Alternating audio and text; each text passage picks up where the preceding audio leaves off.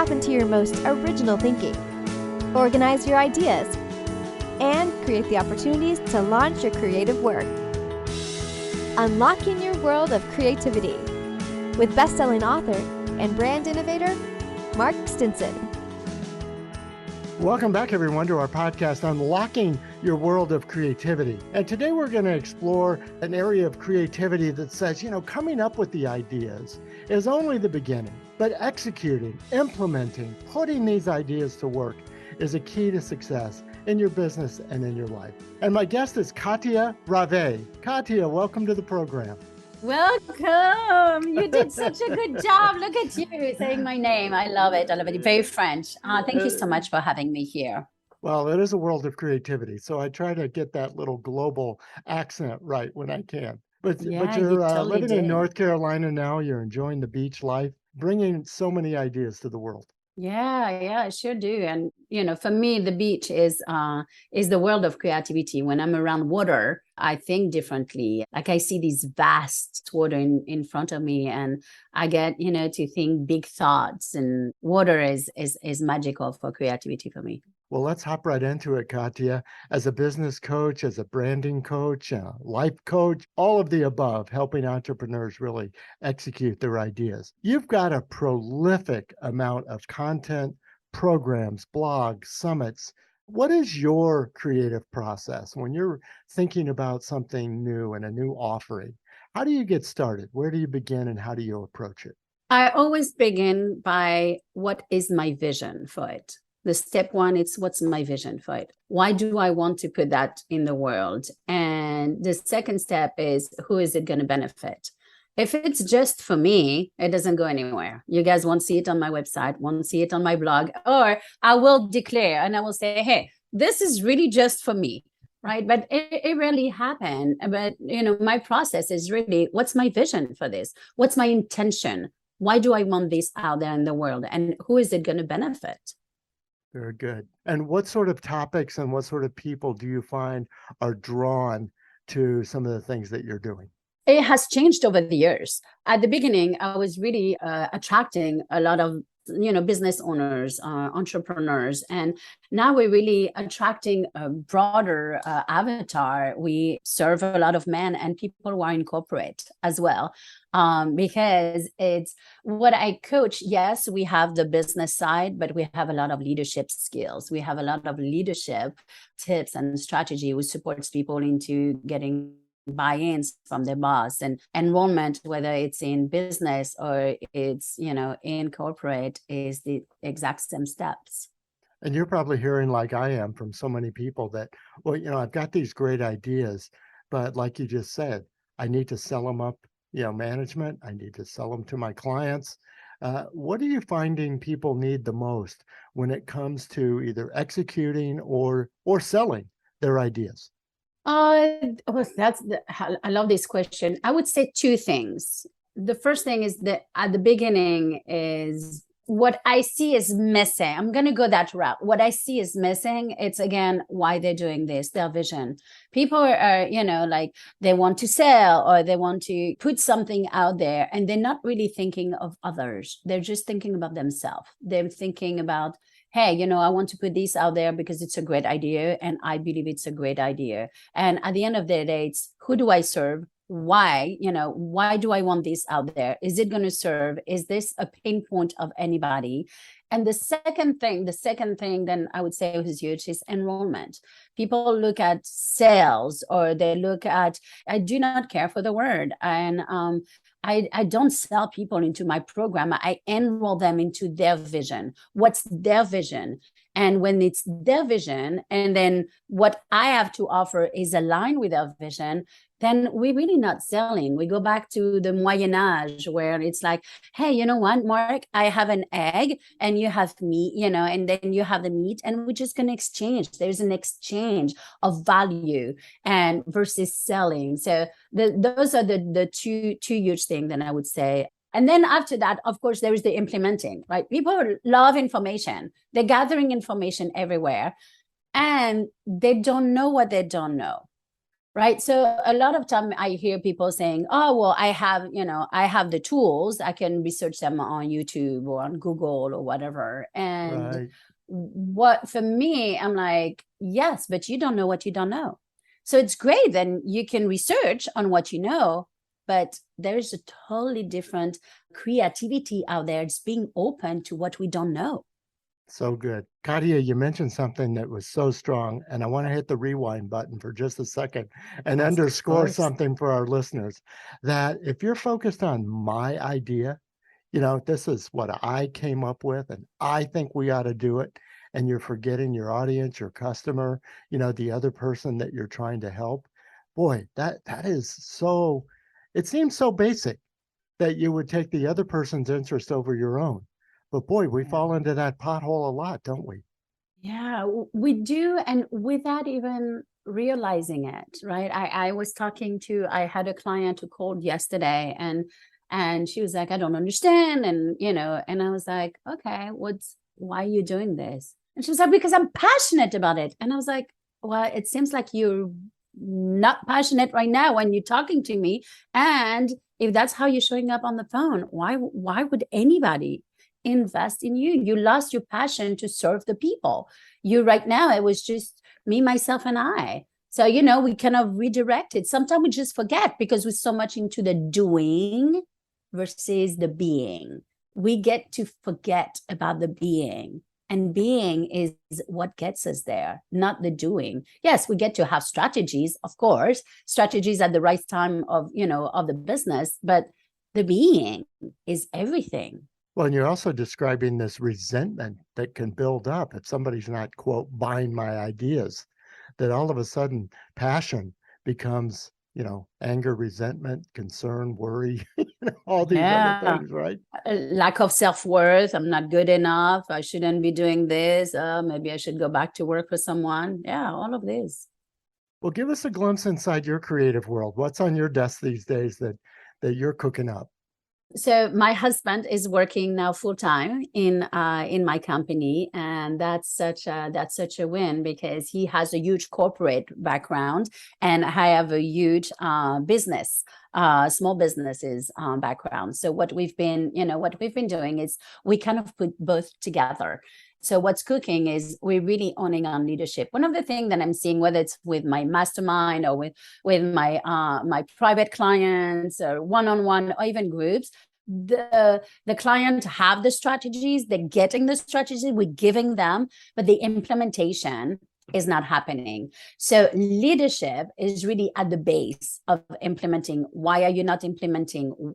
When we do, the way we do anything is the way we do everything. So it's showing up somewhere else in your life, right? And enrollment is a huge part of that. Why are people so stuck with enrollment? So we basically put together a package where we work with 6 people at a time for 8 weeks, and we do leadership every week. So it's very intense, 90 minutes every week with us, on top of videos and homework and all that, and project to see where is this showing up also in our life. It's just been like really, really cool. And we offer that obviously for business owners and for corporates. So that's what's cooking for us. That's exciting. Well, before I follow up on the, husband being part of the program, but give us a link, a place to go and find out more about the program you're talking about. Yes. So you guys can go on our website. It's katiaravé.com. And then you will see that there's 2 sides. And the name of the program is Impact Leaders Coaching. Well, it's great that you and your husband are working together. I wanted to speak to our listeners who might be, entrepreneurs and creative teams with spouses and family members and family business. I've done it. My wife and I have worked together. I've had a family business. How's that dynamic for you? How do your husband and you sort of split the work or collaborate, or how does it work for you guys? Again, the step 1, then I go back, it's what was our vision for working together. We always go back to that. And when your vision is very clear, my vision was very clear about what I wanted and what the purpose of having him was. And I asked him the same thing. And then we had a meeting. Who was basically a vision meeting. What's your vision? What's my vision? And is this super important to you? Is this super important to you? And can we align? Not can we agree? Can we align? Is there some things then I was like, but I could align with it because I know it was important, and it was things then who weren't like so big for me. I would say that's the number one. And that's the place where, whether it's on an enrollment call, whether it's with putting a program out there or working with someone, people miss that step. What's your vision? What's your vision for your program? What's your vision for your creativity? What's your vision for the enrollment? What's your vision for working with your spouse? And so for us, we really sat down. I'm really the face of the company for business owners. I love coaching as well. So I am the face of the company. I show up for things like yours, your podcast, and speaking on stages, selling from the stage, and I coach.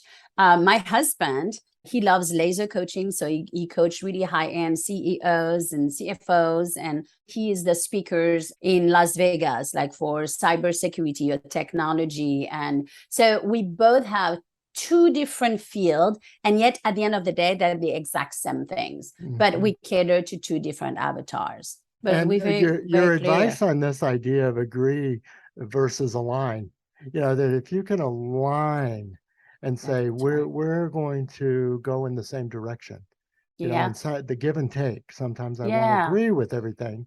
It's really critical, isn't it? It is. And, I always said, and it's like when we take a train, right? We both are saying, basically, we want to we're going to pick Maine because I love Maine. We're going to go to Deer Isle, right? So I was like, we both going to the same direction. The end is the same. We have the same vision. We're going to end up there. But my husband definitely going to want to stop more often than me, and he's going to want to sit at a cafe at each stop in each town, and for me, I'm more like, get me as quick as I can over there, and when I'm there, I'm going to relax. So when you look at things that way, I'm like, oh, okay, could I stop two or three town, and could he skip all the other town? And you get to align, as long as the vision at the end of the day, you're going in the same direction, you're going in the same place. And then it's like, okay, I was totally willing to do that. I'm willing to stop, in a couple of places, and he was willing to not stop at all. So yeah, very, very important, especially obviously when you are a couple. And the second thing for teams who want to do that, who are spouse or partners, and something then for us is, I had heard many times, like, you need to put a strong stop of when you talk business and when you don't talk business, and have your dinners not being. It is so not like that in our home, because we are creatives. So sometimes inspiration come at different times, and we cannot put a clock. So for us, we were very clear. Then we didn't want to put a clock on when we were going to be talking business. There are some times when we talk business, when it's a date. And there's some times where we don't, because it's, as long as it's on the creative side, right? We wouldn't go into the nitty gritty of that, but yeah. It's very strong. And thinking about your programs with the business owners and executives and teams, in executing and implementing their creative ideas, what are some of the potholes and stumbling blocks and obstacles that you find people come to you and say, we need to work together as a team. We need to really get our business on a new direction. What are they looking for, do you think? Half of the time we go back to vision. They've lost their vision. And the second thing is communication style. We teach them there's 4 communication style, and how to communicate, how to flex into the other person's style, which is very powerful, whether you talk, about enrollment, selling, and when you work with a team. If you do not understand the other person's style, how can you meet them where they're at?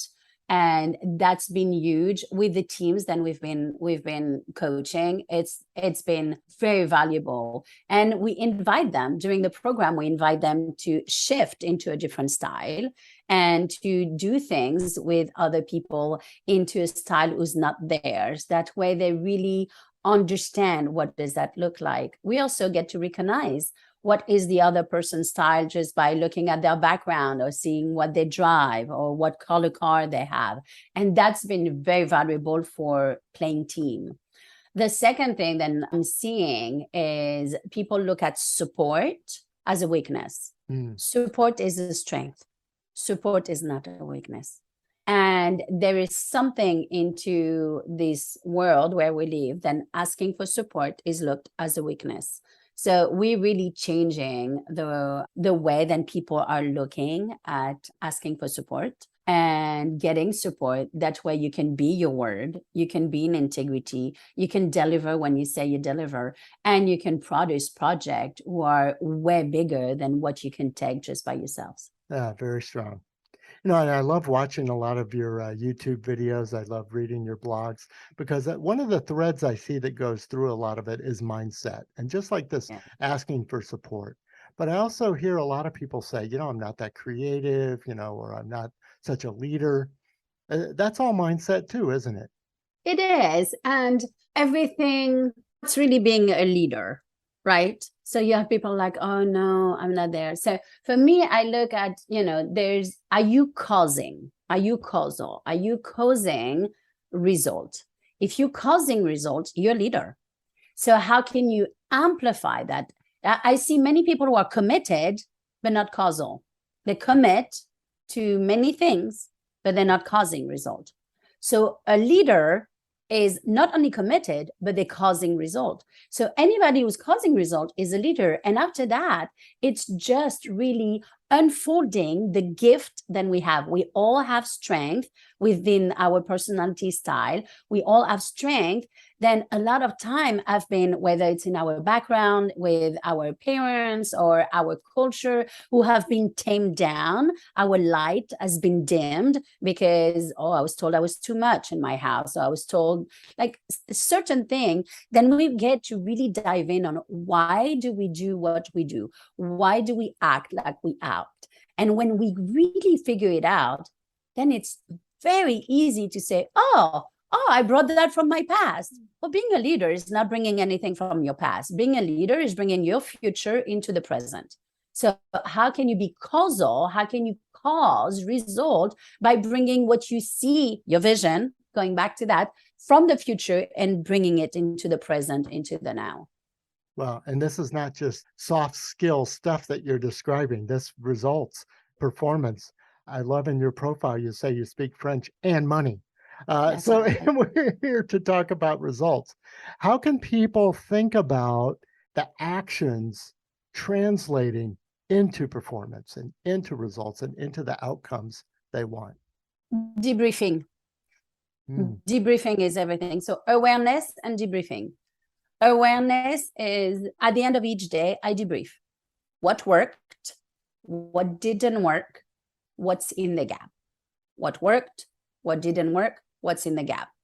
And if I didn't get everything that I wanted to get, or the result that I wanted to get, or, I put time, but I am very intimate. I'm going to use that word again, intimacy with my result, because my result shows where I'm at.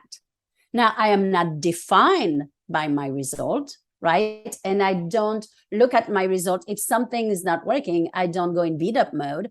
And I also go into debriefing. Okay, why didn't it work? And that's my feedback. My results are my feedback. So what I see most of the time, to answer your question, is people are not intimate with their result. They ignore the numbers. They ignore the result. They ignore why I didn't do everything that who was on my plate today. And for me, I'm focused. Like I'm just with you guys right now, you, Mark, and your audience. My emails are not on. My phone is not in the vicinity of me. Everything, I am focused. And everything I do is like that. So because I'm focused, I'm also like, okay, this is what I'm causing. So at the end of the day, when I know then the results are not there, when I don't see the result, it's like, okay, where in my leadership and what was it about it then didn't work? What was in the gap? And when you are intimate with your result, when you're intimate with your own awareness of where you get to go and how you show up, that's the key of the game. So strong. Well, thank you for that. Well, listeners, my guest has been Katia Ravé. We've been talking about not just thinking about creativity and thinking about ideas, but really bringing them to life. And Katia, you've shared with us so many specific techniques, and that's what I really appreciate. Listeners, you're going to find a list of those in our show notes so you can go back and refer to them. You can also go to Katia's website, ravestrategystudio.com, and there's all the programs and blogs and links to videos. Katia, as we close, let's think about an action step one of the listeners could take. Say they're stuck. They want to execute more ideas. They want to sell those ideas up and meet the needs of more people. Give us something that we could literally do as we close. In other words, the podcast is over. They're going to walk away, turn the iPhone off, and execute something or take a small step in the direction of their ideas. Be in giving and generosity. Be in giving and generosity. Survey what people need. When in doubt, focus out. It's not about you. It's about them. You're not in business for you. You're in business for them. You're a servant. Very good. Focus out, folks. Ask somebody what they need. And if you serve their needs, then your goals can be met too, right, Katia? Boom. That's Fantastic. it. That's it. Well, thanks, Katia Ravé, for being our guest. And listeners, come back again next time.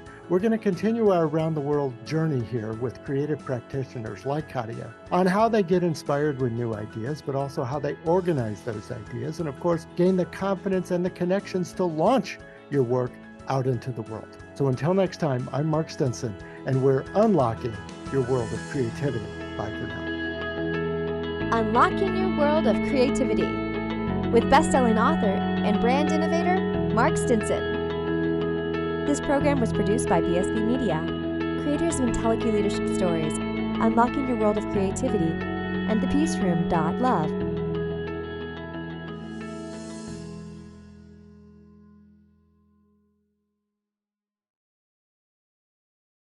If you like our podcast, here's another show you might like. Turmeric and Tequila with Kristen Olson. Questioning a better way, one gracefully disruptive conversation at a time. Authentic, aware, influential, and grateful. Look for and follow Turmeric and Tequila